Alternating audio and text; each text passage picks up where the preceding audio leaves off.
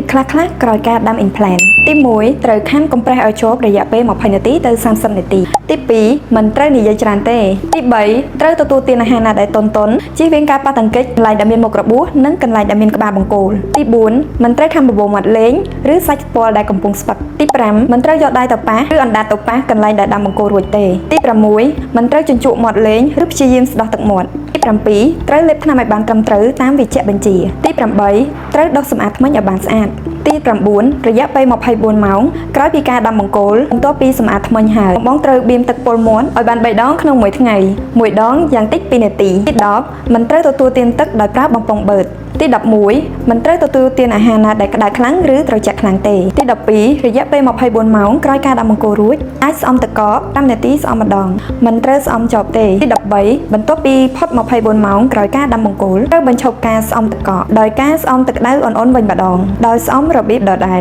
ទី14ត្រូវសម្រាកក្បាលឲ្យខ្ពស់ជាងដងខ្លួន15ត្រូវទំនាក់ទំនង clinic វិញភ្លាមៗករណីដែលមានហូរឈាមខ្លាំងហើមខ្លាំងឬមានបញ្ហាផ្សេងៗ